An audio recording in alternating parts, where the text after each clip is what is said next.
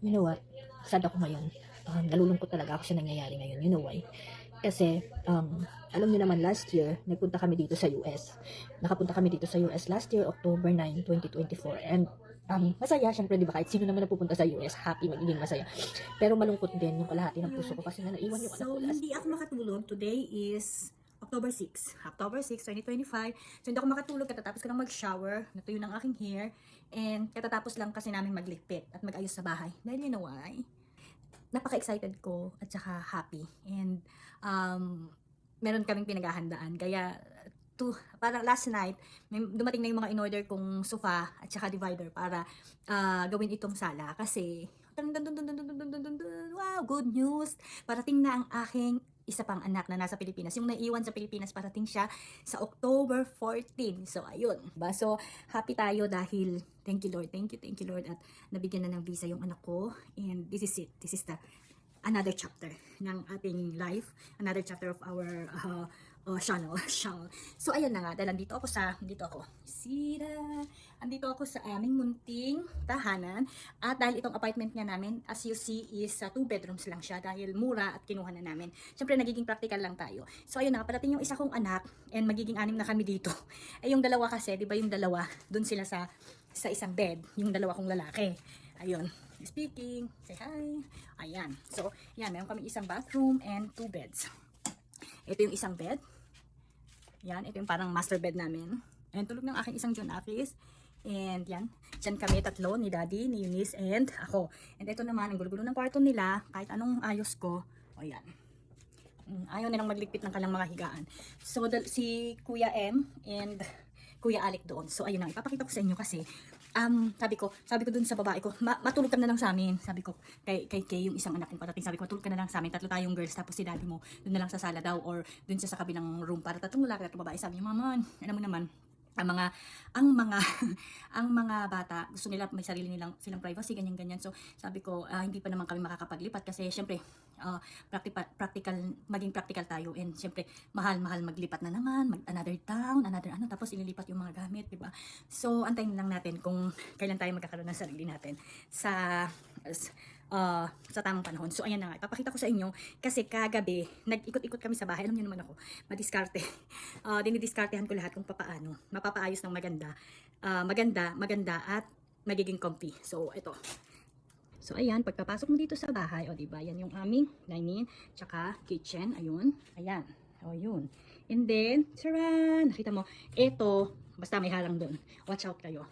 Ito, ginawa kong study table ni Eunice at lahat ng mga nandun, yung mga reminder, mga picture niya, kung may mga reminder, tsaka may mga ginagawa siyang mga special, importante, ayan, yung mga kanyang mga dinodrawing, sinusulat, mga pictures, ayan. So, may picture din tayo ng horse doon, dahil tayo masipag, ganyan. So, yan yung study table ni Eunice. So, eto na, lumiit yung bahay, pero kahit papaano, naging lahat nagamit. So, ayan, naging mini sala na lang to.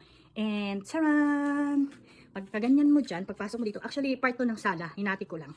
Ayan. So, boom! O, diba? Nakagawa tayo ng isang bedroom. Yan.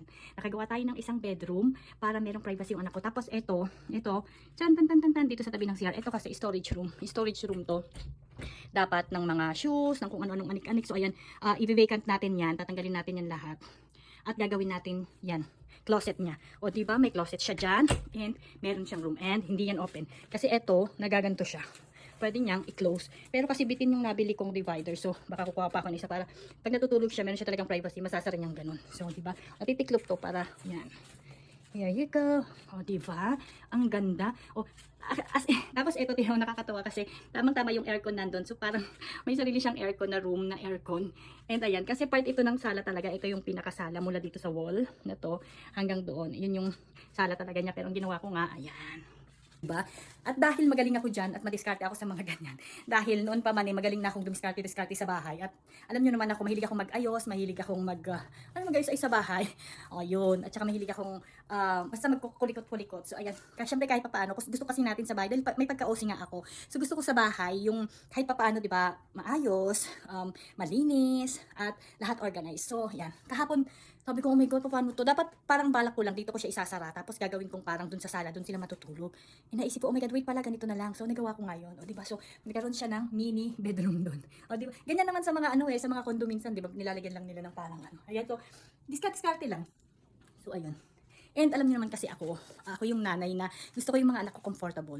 Kaya alam niyo pag, nung dumating kami dito sa US, nakitira kami sa sister-in-law ko, although napakabait nila, lahat naman open, pero iba pa rin kasi yung may sarili ka, di ba? Lalo ko inisip ko na gusto ko kasi yung relax yung mga anak ko, yung comfortable sila kumilos, yung kahit papaano may sarili silang mga closet, may mga sarili silang mga mga ganun, di ba? Lahat naman lahat ng nanay, ewan ko kung lahat, pero karamihan ng mga nanay katulad ko na niisip nila talaga yung anak nila na comfortable kumilos, comfortable lahat. So ayun, ginawan ko talaga ng paraan. Kararating pa lang namin dito sa US. 6 months pa lang kami, nakalipat na kami ng apartment. Ginawan ko talaga ng paraan.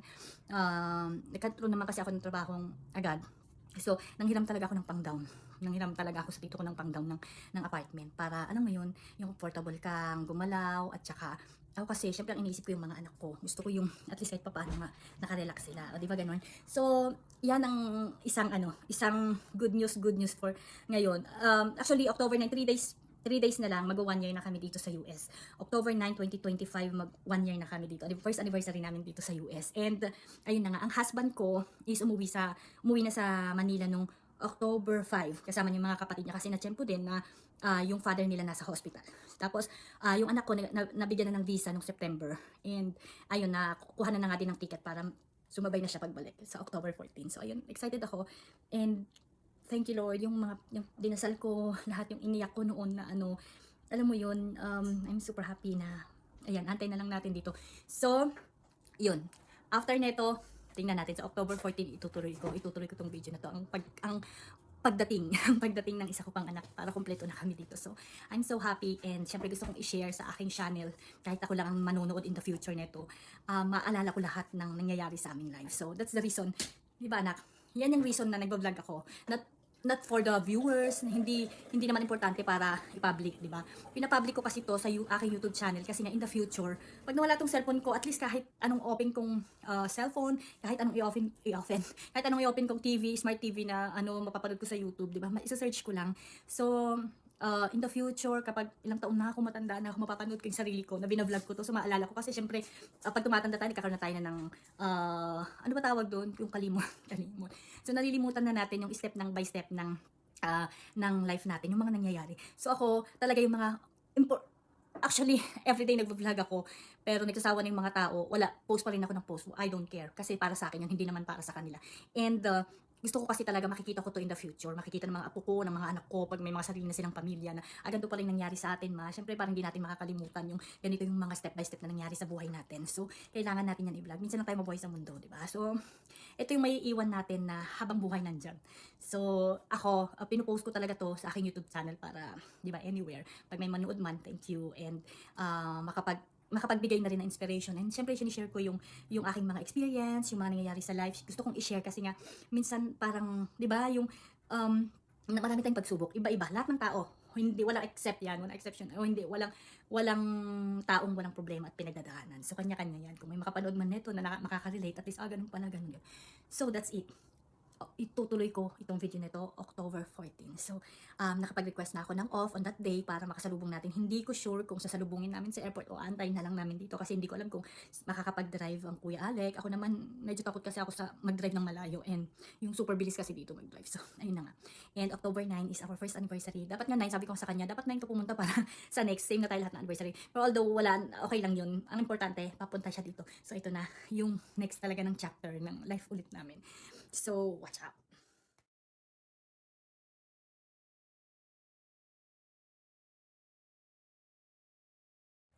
Hi! Maulan ngayon. Good morning! Today is Tuesday, October 14 at ayan, maulan. Kahatid ko lang sa aking buniknek at uwi na ako dito sa bahay kasi ako ay maglilinis. At syempre excited kasi parating yung aking anak mamaya kasama ng aking husband. So, ayan, let's do this. Magkakape muna tayo. Magkape muna ako at kahapon bumili nga ako ng pandesal. So, ayan, kakape tayo dahil malamig at mamaya ako. Nag-start ako maglaban, mamaya ako magliligpit. So, ayun na nga. And as of the moment, today is October 14, 8:25 na. 8:25 in the morning.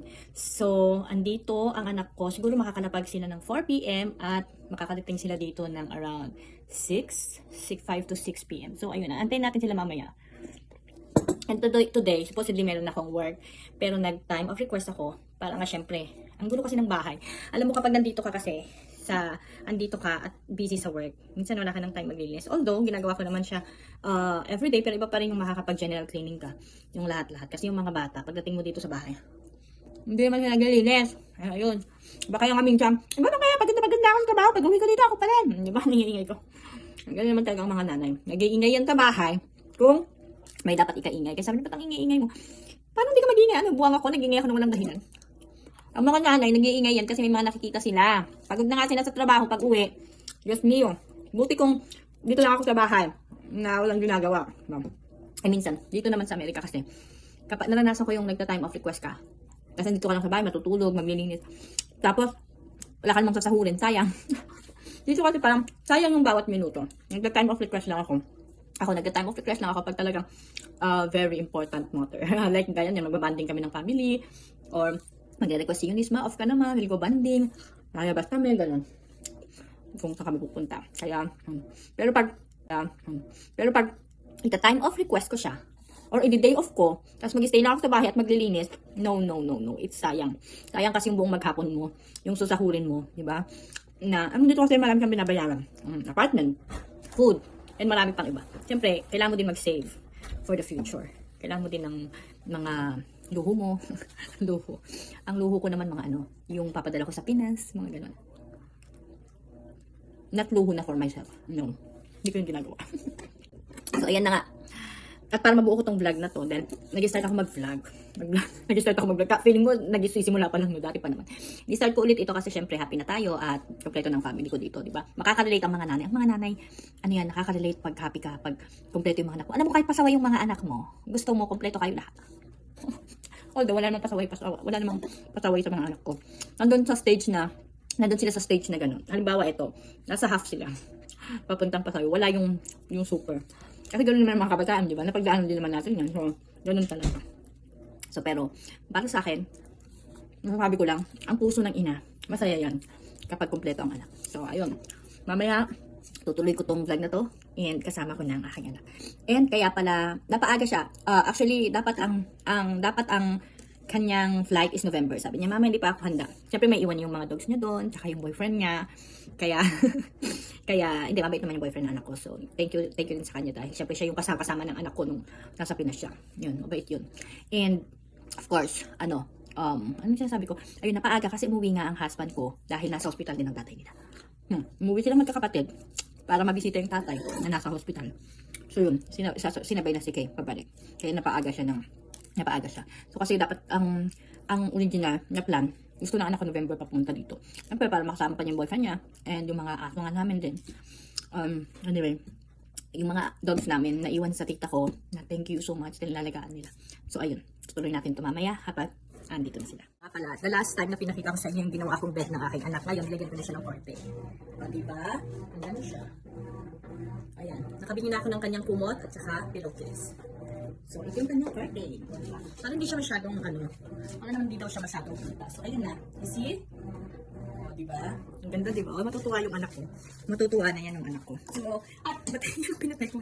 Yan. So, at least nakagawa tayo ng isa pang bed. Bed dito. Parang bed, lang. Oh, so yun. Yun lang. So, see you later with her na. And, tuloy-tuloy na itong ating pag-vlog para, naman, paano din natin makalimutan mga nangyayari sa ating life. And, na-album ko talaga siya, binavlog ko para, alam niyo yun, lahat is true and lahat is fresh. Fresh na vlog natin, na video natin, mas okay yun para, oo nga pala, ganun. Di ba, pagtanda natin, mapapanood mo ka, oo nga pala, ganun pala yun. Oh, nabi ka na ng daltan.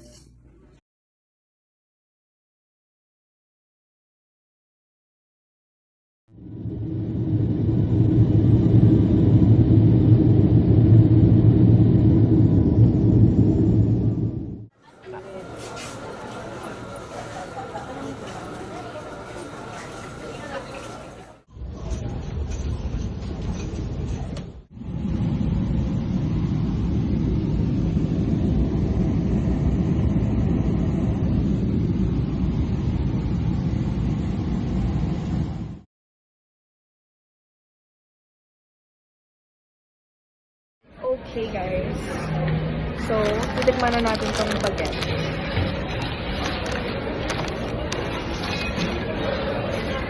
Ito yung tsura niya, guys. Wow. Amazing. Okay.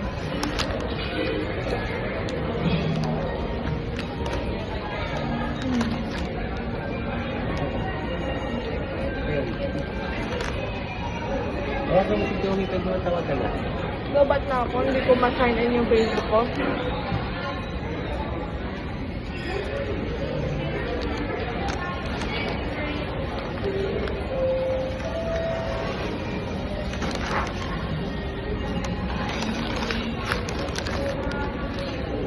Kumaman dali. Sarap.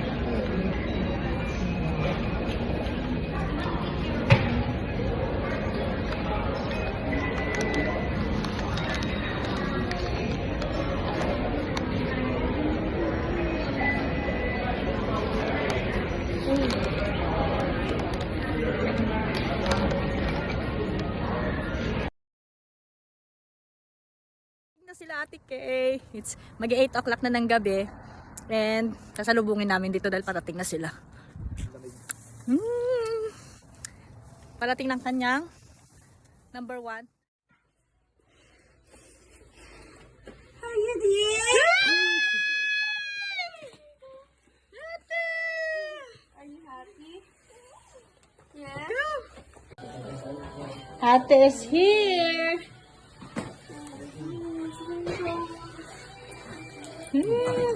Di mo na siya ikapal. She's here already.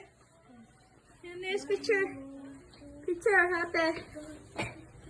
Picture kaya. Ate kaya.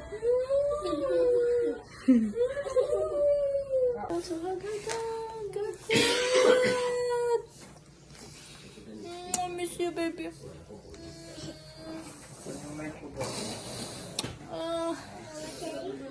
Oo nga naman, di mo pinapatid si JM. Isa pa, hug mo naman siya. Ano ba yun? Sabi niya, excited pa naman siya. Naligo pa siya. Cheers! What's this? What do you eat? This one is for Mama.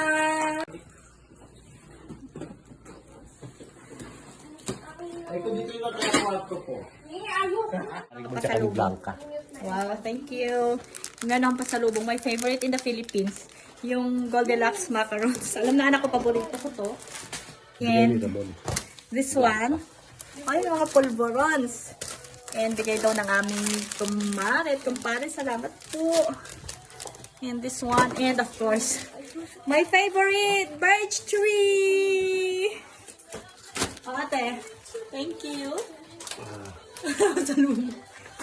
And we are complete, di ba? Ang saya ng aming puso.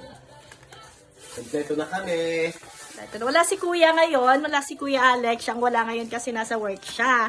Dapat mag-work ako pero hindi ko kasi alam kung magpapasundo sila or not. So nag-off ako. But it's okay lang at least. Wow! Okay, so gatasan na ako ng photos dito and today is a super happy day at andito na yung aking anak after a year. Diba ate? Isang taon din siyang napahinga sa Pilipinas and now, ayan, mababago ng kanyang life. Gaya namin. Wow, di ba ang dami ko? Ah, ang dami ko! Birch tree, ang dami! Grabe! Grabe talaga ang aking pasalubong. Lahat ng paborito ko dumating. Ayan. Amoy Pinas. Amoy Pinas daw. Ito lang ba talaga yung hanger ko? Sabi ni JM, ate kayo nangangamoy Pinas. Nangangamoy. Amoy Pinas. Nakulob kasi itong damit mo eh, kulob. Sabi ni ate, pagdating niya dito, amoy Amerika daw. At ako nangangamoy silbi. Thank you sa aking honeybee for this beautiful necklace. Oh my. Guys, na nang gamit. Sige, you. Anak ko yung aking karaoke na iwan ko to noon. This is my goals. Yeah. May karaoke. Ito talaga. Ba't nag-ano na? Believe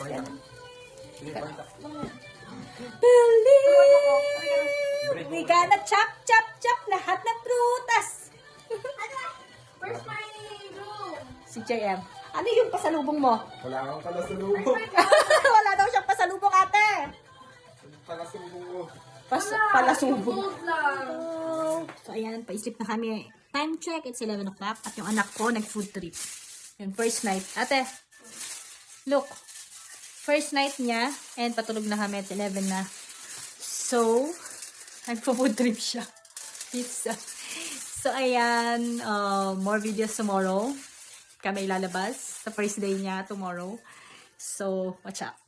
So, talagang this is a happy moment for me. I'm the happiest mother on earth today. And, thank you Lord talaga. Alam nyo, kapag kumapit ka talaga kay Lord, hindi ka pababayaan. And alam nyo yung feeling mo na gusto-gusto mo talaga na kumpleto yung mga anak mo.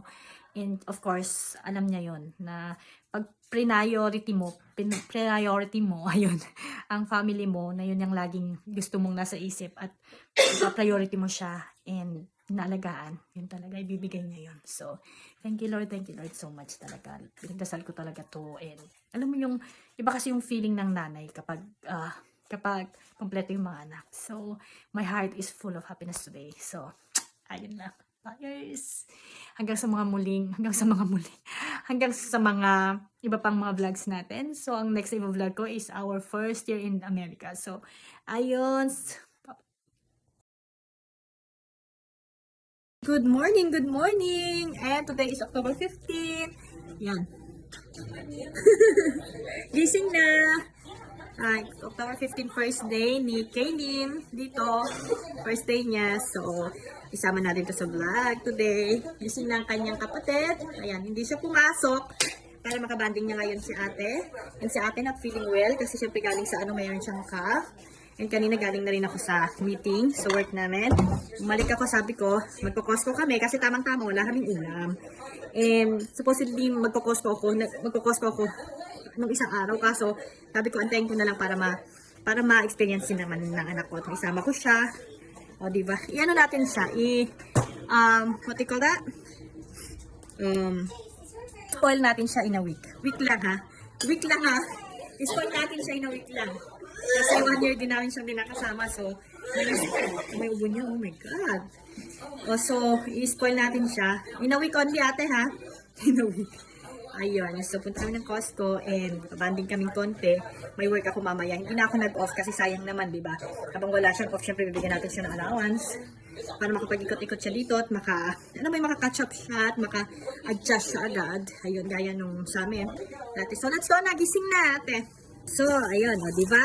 So, na-attach ko dito lahat ng pictures ng mga pinagdaanan din niya and alam mo na, yun. So, meron din ako i-attach pa dito nung nalaman namin na may visa na yung anak namin. Minomonitor kasi namin siya doon sa parang portal namin. Na-issued na siya ng visa. OMG talagang nagiyakang kaming mag-asawa talagang grabe. So, diba? Kasi, iba yung feeling ng magulang kapag kasama yung mga anak at magkakasama yung mga anak. Kaya 'di ba, lahat ng magulang makaka-relate sa nararamdaman ko na happiness, masaya kapag nandyan sila lahat kasama mo. Ganun. Kaya madali din kami, isa pa yun, na kaya madali kami makapag-adjust dito and hindi kami na homesick kasi nga kasama namin yung mga anak namin. So, ayun lang. So, i-attach ko lahat dito ng bonggang-bongga para meron tayong album talaga. At ito yung mga moment na hindi natin makakalimutan sa ating life. Yeah, kasi may work kahapon, kaya wala siyang picture kahapon. Where are we going? Suklayin mo din itong bruhang to, oh. Ayaw magsuklay. Diba? Andyan na si ate, may taga-ayos ka na ng hair, okay? You look so beautiful though. You too, kung magsusuklay ka. Okay? Where are we going? Costco? Ayan, first day ng aking talaga here. How's your first day? It's October 15, 2025. And we're going to Costco. Para makabuli siya ng chocolate niya. Here. and Mama Kay. Ang tawag niya kasi sa atin niya is Mama Kay. So, ayan. Na-amaze ba siya and may jet lag pa siya. So, ayan muna natin siya. Jet lag pa, girl? Yes. Tapos sinasama ko na siya agad gumala. Kasi nga, I don't have time kasi sa hapon. Ayoko naman mag-off ng, di ba kasi sayang din. Eh, hindi naman siya magpapakasyon lang dito rin naman na siya titira. So, di ba? Kung magpapakasyon lang siya, bibigyan ko talaga siya ng time ng off. Pero hindi naman. So, kailangan natin ng datong. Kasi pag wala pa tong work, malamang, mama. So, ayun. Ate, nakita mo? Ito. Nakakakita na siya. Ano yan? Ano naman sila? Ganyan yung pinadala ko. Pagsawa ka dyan kay JM. Let's go. Nag-enjoy pa to kasi baguhan pa lang. Pero sa next, wala na. Alam mo ate, pag nag-work ka na, mas gusto mo na lang matulog. Ay sa gubala. Nagala kami ngayon kasi kailangan namin ng ulam. Kasi wala kaming ulam at nandito na ang aming Mr. Cook. Siya kasi ang tagaluto. Ako, kahit nagluluto ako, Wala ka pang ginapilin. kahit nagluluto ako, wala na akong time. $11 lang naman, no? Tekahan. Bayad ka natin. Sandwich. Okay. Yan ang first treat namin sa kanya. $1.50. $1.50 yan ang first treat niya. First day in US. Anong treat namin sa kanya. Okay lang po, wag na po. Na kaming mag-shopping sa Costco dahil wala kaming ulam at in-spoil natin ng konti itong isa. At tinreat natin sa $1.50 na Hanley soda. Ayun. So ayun lang, and yun. Welcome Ate Kay dito sa US, and ayun dito i-start mo na yung goals life, and okay, and good future will follow. And basta huwag natin kakalimutan magdasal kay Lord, kaya ng lagi nating ginagawa, at of course, thank you Lord lagi, dahil sa Kanya talaga, diba? Salamat po. So ayun, na-attach ko lang. Yun, na-attach ko na lang lahat ng feature dito. Attach ko na lang lahat ng pictures and photos. Pero before yan nangyari, marami pa rin na naman kaming pagsubok at marami na naman kaming, ano mo yun, stress na nangyari na naman sa buhay namin. So, para makwento ko na naman ang detalye sa mga kaganapan, June, nag-stay na yung anak ko sa Pilipinas. So, June 2025, nag-check ako sa St. Luke's Medical Center kung pwede nang magpa-schedule ng kanyang remedical. So, nag-apply ulit ako, in-apply ko ulit yung remedical niya ng June, and naging okay siya. Hindi pala June, May. Kasi nakalagay dun sa letter na pwede na siyang magpa-remedical after May 2025. May 24 yun ang earliest. So, pagkalabas nun, ang ginawa ko, nag-check agad ako online kung pwede na siyang kuhanan ng schedule for a medical. So, ayan, nakakuha ako ng schedule niya is June 17. Yan.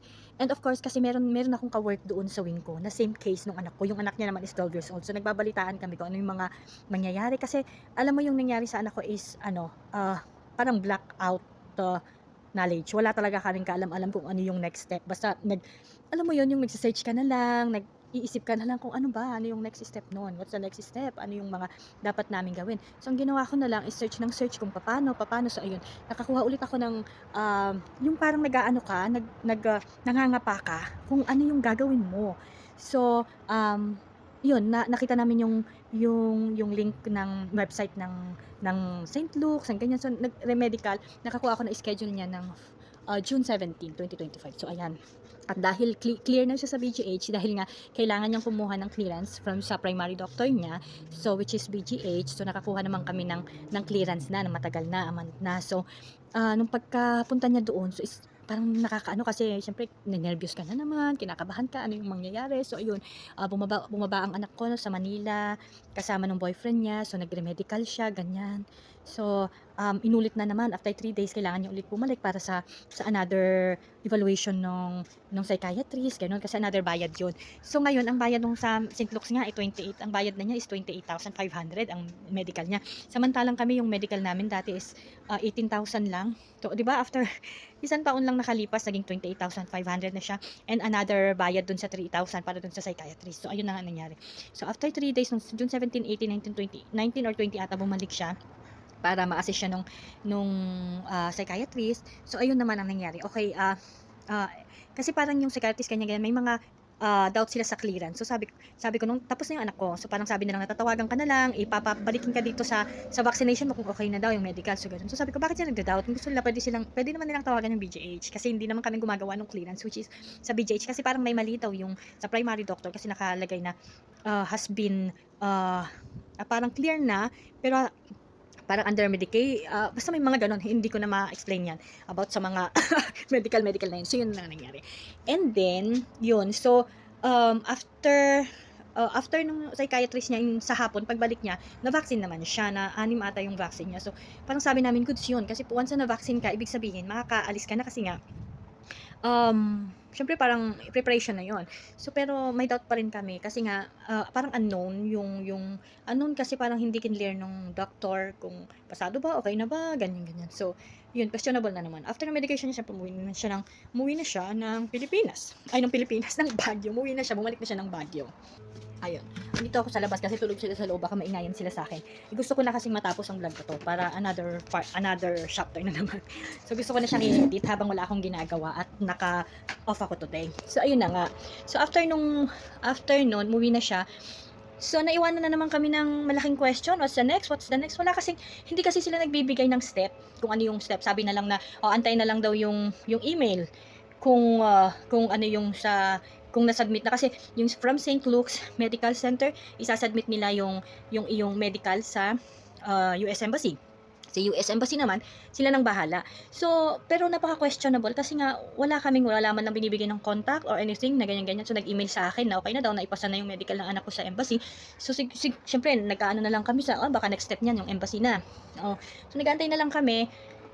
Actually, nag-aantay kami ng next step. So, a week na nakakalipas, wala pa rin. Sabi ko, hindi kasi pwede siyang pabayaan kasi yung medical sa St. Luke's is 6 months lang. Kapag nag-due na naman kasi ng 6 months, magre-repeat ka na naman. Siya kailangan niya nang ialis kasi nga, parang 1 year lang yung time frame nung kanyang re-application. Parang gano'n.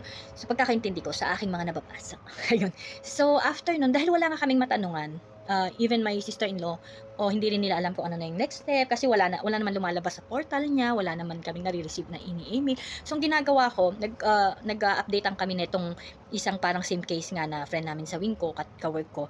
So, ang nangyari, kami ng asawa ko kasi hindi kami papapakali. So, actually, bumili ako ng laptop ko So, search ako ng search paano. So, nakita ko yung website ng embassy. Kasi tinatawagan ko siya, may nakuha akong number ng embassy, tinatawagan ko pa siya direct dito. Diyos ko, nagbayad nga ako ng parang $79. Tapos, alam mo, ang sagot lang nung agent, hindi daw nila alam. So, sabi ko sa isip ko, anong use nyo na tatawagan kayo tapos hindi nyo pala alam kung anong, hindi daw nila makita kung ano yung next step, ganyan, mag-wait na lang daw. Mag-wait ng letter o ano bang i-wait namin, letter o something. So, ang wala talaga, wala silang update, wala silang ano. So, kailangan, nakalipas na 1 buwan na. So, ang ginawa ko, nag-form request ako sa parang website ng embassy. Nag-request form ako, nagtanong ako, what's the next step? Binigay ko yung mga information, anak ko, what's the next step? So, ito na yon. So, lumabas na yung kanyang, ayan na yung reply. Ito na yung reply ng embassy, yan. So, parang, nung nag-reply sila, ang saya ko, kasi sabi ko, oh my God, ayun, ganyan, nag-reply sila, ipapasa na daw yung passport ng anak ko sa LBC. So, ito na naman ang senaryo. Kasi ang alam ko kasi, nung nag-search ako, ang lumalabas lang na LBC is Manila, Pangasinan, La Union, wala pa ako nakitang Baguio. Tapos, ito na nung biglang, namumroblema kami kasi Baguio, hindi makakababa yung anak ko para maipasa yung kanyang passport sa LBC or maibigay dun sa US Embassy Office. Pwede niya namang i-direct dun sa VAC. Kaso, wala nga. So, ito na, weeks na naman. Antay na naman kami ng antay. Tapos biglang ito, asawa ko siguro hindi rin mapakali. So, nag-search siya. Merong lumabas na Baguio dun sa LBC. So, eto na. sabi ko, meron palang LBC Baguio, go na, ano mo, ipasa mo na. Sabi ko, ipasa mo na na. Sabi ko pa sa anak ko. So, parang kinabukasan, nung okay na, kahit umuulan, pumunta siya, nag-go na siya. So, ito naman ang problema dahil nung pumunta siya, sabi ko, kailangan ng ganyan, ganyan. Sabi niya, ma, irregular, ano daw ng LBC, irregular send daw nila. Kasi, sabi ko, nagalit ako, parang sabi ko, no, nak, hindi po pwedeng regular kasi ang LBC, ang bayad niyan, alam ko is 400 pesos, 400 to 600 yung bayad nila para, kasi parang connected yung LBC sa US Embassy. So, hindi mo pwedeng irregular, baka mawala yung passport mo, ganyan, ganyan, ganyan, sabi ko. So, sabi niya, nakiusap siya dun sa, sa staff ng LBC na ganyan, hindi ma'am, kasi nag-lapse na daw yung, nag-expire na daw yung kanilang license, yung kanilang, parang, nag-expire na daw yung parang connecting nila dun sa embassy. Tapos, sabi ko, gusto kong makausap yung taga-LBC mismo. So, messenger ako ng anak ko. Sure ko. pero sure kayo dun ha, kasi nga, important documents yan, mo-monitor pa ikausap niya rin. daw yung manager na pwede naman daw irregular send na lang, maratatanggap daw naman ng, sabi ko, ano namin, kasi that is an important document sa kailangan ma-receive ng embassy. Kasi hindi pwedeng mawala yan, ganyan, etc. So, sabi naman niya, okay, ni-record ko pa yun. So, nandiyan pa yung mga convo namin ng anak ko, anak, picturean mo yung girl dyan, yung ganun pa. Kasi masyado akong sigurista. So, kailangan meron akong mga proof, meron akong kasi 'di ba? Kahit na hindi ako ganoon na lapitin ng paranoid kasi akong tao. Hindi pa nangyayari sa akin parang yung mga napapanood ko na lang palang ng mga news or something. So ayun na, ni-regular na. Kasi ito na. Kinakabahan pa rin ako kasi sabi ko, oh my God, totoo ba yung LBC or ganun kasi dati kami LBC naman. So ito na, after a week naman, parang after na-track namin na nandun na, after a week, nag-email ulit ako sa embassy. Nag-email ako. Eto na, tas sabi, yeah, we receive the passport, ganyan. Tas mag-antay, oh my God, ang saya-saya ko. Ang saya ko noon. So, parang, oh my God, buti na lang na-receive na. Okay na naman yun. After ilang weeks, sabi ko, siguro, inaaral pa nila. So, meron question pa rin sa amin kung mag-another interview ba yung anak ko. Kasi talaga alam mo, naiwanan kami ng maraming tanong na hindi kasi detalyado yung mga pangyayaring ganito sa pag-ina. So, minsan niya sinishare ko siya sa mga group na dahil pag may same case ng sa amin, at least may alam din yung ibang tao. Kailangan i-share natin kasi mahirap na, 'di ba, na mawala yung opportunity ng bata na makapunta ng US dahil lang sa wala tayong alam, sa hindi natin alam. So, it's a good thing na ako medyo kahit naman mababa ang grado ko nung high school at college dahil sa barkada. Smart pa rin naman ako and marunong naman ako sa ganyan. So search again. So tawag ko na naman ng embassy, ganyan, what's your number? Wala daw na naman silang alam. So oh my God, sabi ko, ano bang klaseng embassy to? Hotline ng embassy na wala kayong alam, wala kayong maisagot sa tanong. So eto na, na naman ako, email na naman. So hanggang sa pag-uwi ko isang gabi dito sa bahay, may na-receive akong message. Na-receive ko yung message na sagutin daw, ganyan. Alam ko hindi siya scam. Kasi the last time na nangyari na sa amin to, natutuwan nga kami before kami pumunta dito. May ganyan din na nag-message sa amin. Na yung personal number ng agent tatawag sa'yo or magko-call. Kasi i-confirm nila kung saan isi-send yung passport mo. So, ito na. Message ako. Yan ayan yung reply ko, ganyan. Tapos message ko yung anak ko, na, tawagan mo to, ganyan. Kasi wala ako sa Pilipinas, kailangan tawagan. Kasi itong number ko, naka-roaming. Itong isang number ko naka-roaming, nakasalpak pa rin dito sa dati kong phone, which is, gamit ko sa Pilipinas. Buti na lang naka-roaming, nagpa-load pa ako niyan. Sabi ko, sasawa, loadan mo ako, kailangan ko i-message to, hindi ko matawagan. I don't know why. Dahil yung roaming ko siguro ayaw. Or, Diyos me, naubos ko yung 600 pesos sa text lang na yan, na ilang text na yan. So, eto na, tinawagan ng anak ko, niya, buti na lang. Ito na, then na-stress kami nung araw na yun, pati yung anak ko, man, nag-aaway na kami na paano daw niya tatawagan, paano daw sasabihin niya, ganyan. Alam mo naman yung anak ko kasi, masyadong dependent sa nanay. So, sabi ko, anak, call him, call the person, tanong mo, ganito, may binigay naman ako doon na letter kung saan nila i-send, kasi i-send na lang daw nila yung passport, ganyan. Ito na. So, ayun, nawawala ako. So, na-contact niya at yung nabigay niya ng anak ko yung details. Yun pala, hindi na LBC yung courier ng US Embassy ngayon. Kaya pala hindi na sila na-renew. Parang ang courier na ng embassy ngayon, ng US Embassy is to go. So, dun pinick up yung anak ko yung But before to nangyari, nakita na namin sa portal ng anak ko na issued na siya. And before dumating yung passport, alam mo, nakita na namin sa portal ng anak ko. Sabi ko, issued na. Kasi dati nakalagay refused. Yan, refused. Nung nakita namin na issued na, ito ang nangyaring God next dyan. Talagang nag-iyakan kaming mag-asawa. Talagang, alam mo yun, thank you. Kasi kung wala, refuse, di ba?